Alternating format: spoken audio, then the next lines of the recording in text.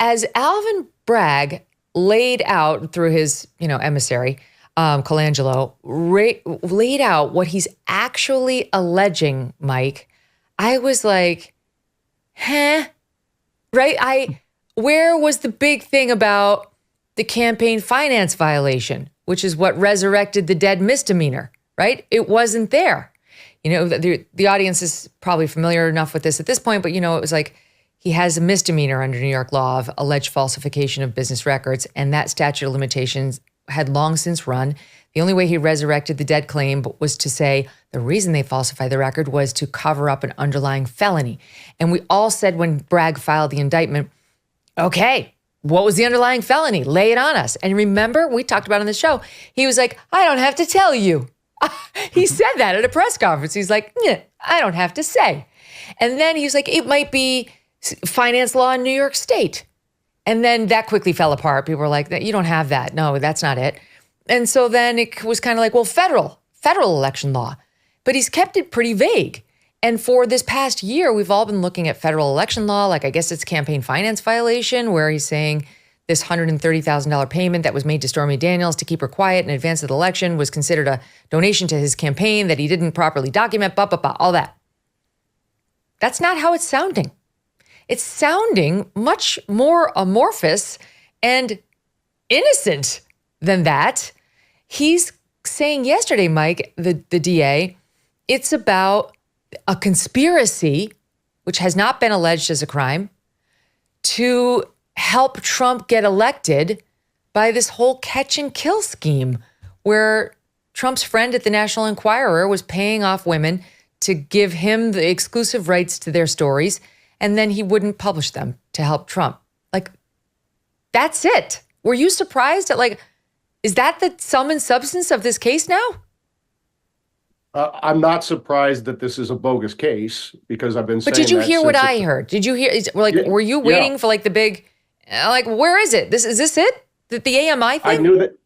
No, I knew they had nothing. And that's the problem, is that there's no reason that Judge Merchan should not have dismissed this case on a motion to dismiss the indictment, because it doesn't add up. There's no legal violation here. Even if everything Matthew Colangelo and Alvin Bragg allege is true, there's no legal violation. You don't violate any law. And remember, it's not a crime for a businessman to settle a nuisance claim or hush money or whatever you call it. It might be unseemly to some, but that happens all the time. And you'd have to prove that Trump only did this because he was running for president and he was trying to do this to benefit his campaign. Let's look at Trump's past. I bet you he's paid off a lot of nuisance claims in his 40-plus year business career. And that's why this case is so silly. It's why the prior Manhattan DA, the Manhattan U.S. Attorney, the Federal Election Commission, and Bragg himself declined to prosecute this case until Colangelo got sent. But if Trump talks about Colangelo, he violates the gag order.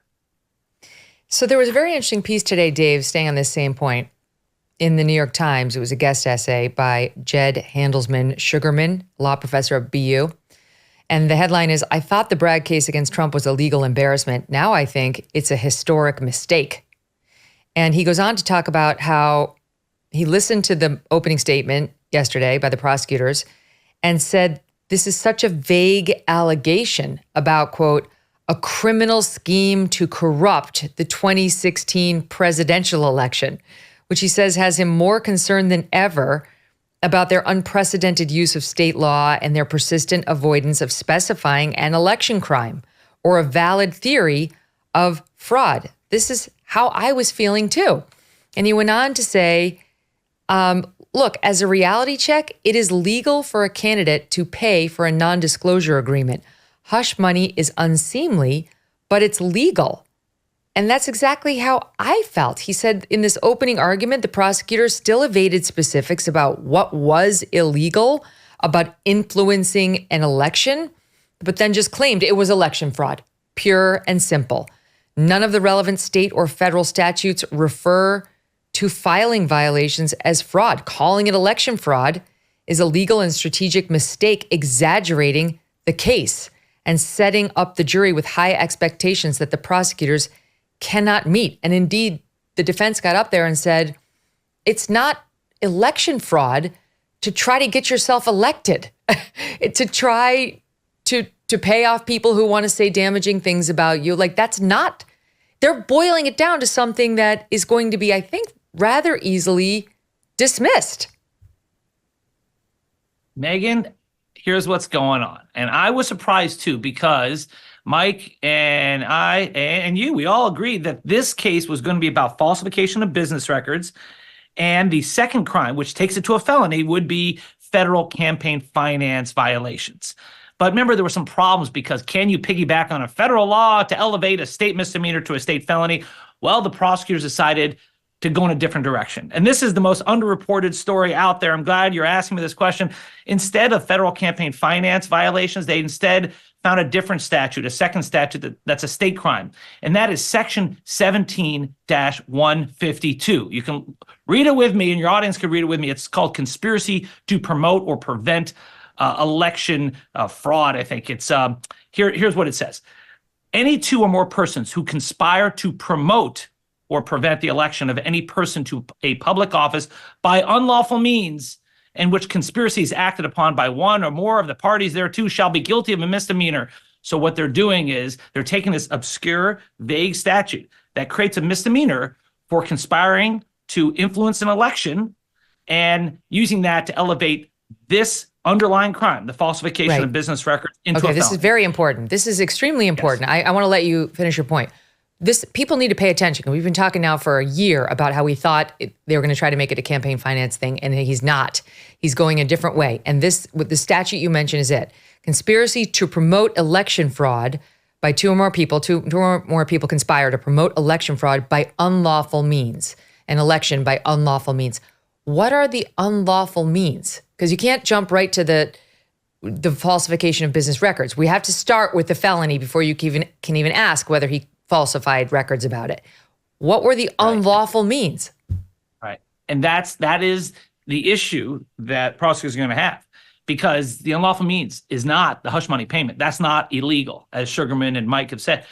But what is illegal is the campaign finance violation. So we're back to the the federal law. We're back to that again, because when Michael Cohen made the contribution of $130,000, that was a federal campaign finance violation. That's the illegal means. So that's what they're saying. They're saying we don't need to rely on federal law. There's a state law on the books that makes what Michael Cohen did illegal, and thus one misdemeanor plus another misdemeanor equals a felony.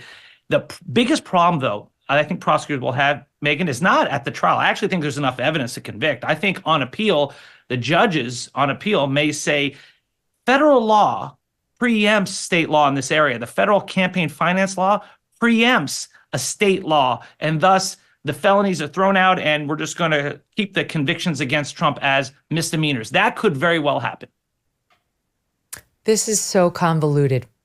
So it's the underlying felony that resurrected the dead misdemeanor is this state law saying two people can't conspire to promote an election by unlawful means. And the unlawful means jumps us over to federal law, and it's an alleged campaign finance violation in that he paid $130,000 to a porn star to keep quiet with the sole purpose of advancing his election. But we've already interviewed election officials, former commissioner of the FEC, on the program saying in order to qualify as a campaign finance violation, that $130,000, not even just in Trump's mind, would have had to be for something that could only ever be used for an election. In other words, the test isn't exactly, it's hard. Let me try to restate it. To figure out whether that $130,000 is an illegal payment, like a campaign finance violation, you have to prove that no one would ever pay a hush money payment for any purpose other than to win an election. Mike is shaking his head yes, and Dave is shaking his head no as I say that. That's the law. Why do you say no, Dave? Because I was on the program with you, Megyn, when we had that expert, and I countered with, right. And remember, I said, what about John Edwards? And he said, oh yeah, that was the exception. And so the feds did prosecute John Edwards for it. Now, it was a hung jury. He wasn't. How'd that work out? Yeah, Well, it didn't work out too well. But I think the facts actually are stronger against Trump than John Edwards, but we can talk about that later. But there is precedent for it. So that's where I disagree with Brad Smith. Go ahead, So Mike. Dave actually proved my point when he said that there's enough evidence here to get a conviction that may not get upheld on appeal. That's the whole move here. This is what Alvin Bragg is doing. This is what Matthew Colangelo is doing. This is what Judge Merchan is doing. They are trying to get a criminal conviction of President Trump, a felony conviction of President Trump before November 5th, 2024. They don't give a damn if that gets upheld on appeal by the New York courts or the Supreme Court of the United States. It just proves that what they're doing is election interference. Did you know Fast Growing Trees is the biggest online nursery in the U.S. with more than 10,000 different kinds of plants and over 2 million happy customers? And now you can grow lemon, avocado, olive, or fig trees. They have houseplants too. How fun. Fast Growing Trees make it easy. They make it easy to order online and ship directly to your door in 1 to 2 days. You can even speak to their specialists for a free consultation. You can find the perfect fit for your specific climate, location, and needs. Whether you're looking to add some privacy, shade, or natural beauty to your yard, Fast Growing Trees is ready to help you make the right selection from their nursery. Right now, they have some of the best deals online, like up to half off on select plants and more. Viewers get an additional 15% off when using the code Megyn at checkout. That's an additional 15% off your order at fastgrowingtrees.com. Use the code Megyn at checkout, MEGYN.